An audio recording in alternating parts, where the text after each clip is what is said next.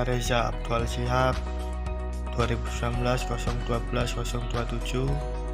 Saya Nadia Yuliandini dengan NIM 2019-012-028. Nama saya Santi Gunawan. NIM saya 2019-012-031. Assalamualaikum warahmatullahi wabarakatuh. Saya Reza Abdul Shihab, NIM saya 2019-012-027. Saya dari kelas A, kelompok manufaktur 6A. Saya akan menjelaskan tentang peralatan kerja bangku, yang merupakan pekerjaan berkakas tangan yang digunakan untuk melakukan pembentukan, perbaikan, dan perakitan yang sesuai dengan masing-masing fungsi peralatan tangan. Dengan mesin dan semua pekerjaan dilakukan di atas meja kerja atau workbench. Kerja bangku meliputi pekerjaan yang bisa atau dapat dilakukan di atas meja seperti mengkikir, mengetap, menggerinda, melukis, menandai, menggergaji, menekuk, mengebor, dan pekerjaan merakit serta finishing.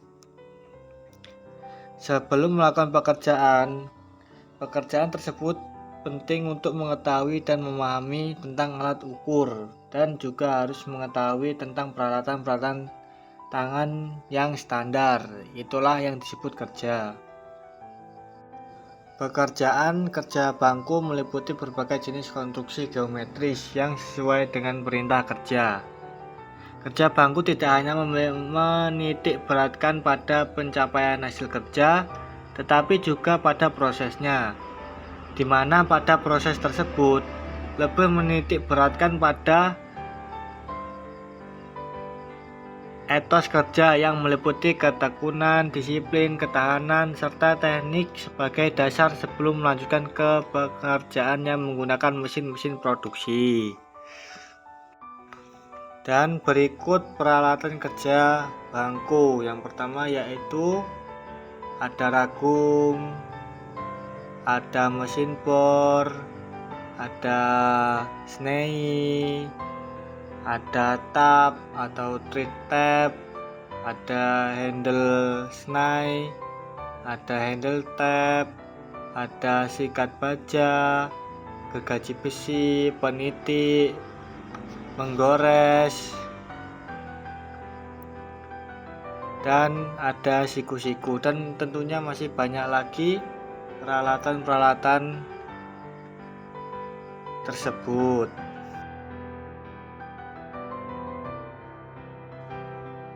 Di sini saya Nadia Yuliandini akan menjelaskan teknik pengikiran.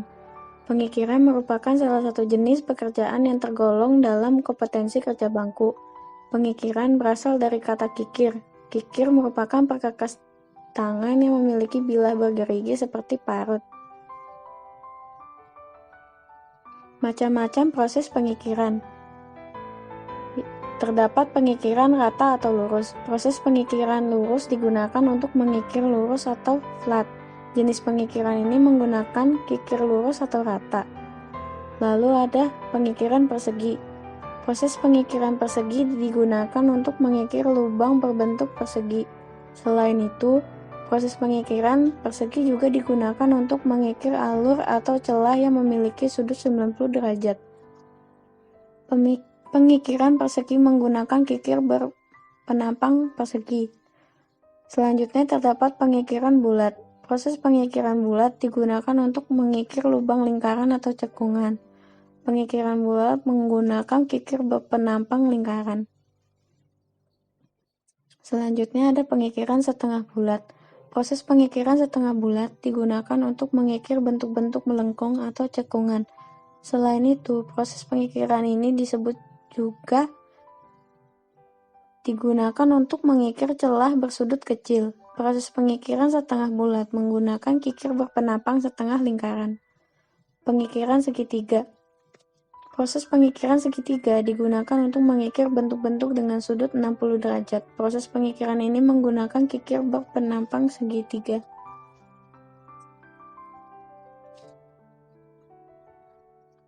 Terdapat pula pengikiran kasar. yaitu proses pengikiran kasar menghasilkan kekasaran permukaan yang paling kasar. Pengikiran kasar biasa digunakan untuk mengurangi dimensi benda kerja secara besar-besaran atau roughing. Proses pengikiran ini menggunakan kikir kasar. Selanjutnya terdapat pengikiran menengah kasar. Proses pengikiran menengah kasar merupakan proses pengikiran yang menghasilkan kekasaran permukaan antara kasar dan halus yang berada di tengah-tengah. Pengikiran ini digunakan ketika benda kerja hampir mendekati ukuran yang diinginkan. Jenis kikir yang digunakan pada pengikiran ini memiliki bilah yang tidak terlalu kasar dan tidak terlalu halus. Pengikiran halus merupakan pengikiran kekasaran permukaan paling halus. Pengikiran ini biasa digunakan untuk finishing. Selanjutnya saya akan menjelaskan kelebihan teknik pengikiran. Fleksibel, bisa digunakan di mana saja tanpa perlu memikirkan ketersediaan energi listrik. Lalu dapat digunakan pada posisi-posisi yang sulit atau ruang sempit. Tidak menggunakan energi listrik, ramah lingkungan, serta biayanya yang murah. Selain kelebihan, terdapat juga kekurangan pada teknik pengikiran, yaitu proses pengerjaan yang lama, kurang produktif, masih menggunakan tenaga manusia. Tenaga manusia tidak stabil dan akan menurun jika sudah lelah. Butuh pengikir atau orang yang mengikir dengan keterampilan yang baik. Sulitnya mencapai geometri yang baik bila pengikir belum terampil. Assalamualaikum warahmatullahi wabarakatuh. Salam dan bahagia. Saya Sari Gunawan, NIM 2019-012-031. Di sini saya akan menjelaskan materi tentang pengergajian.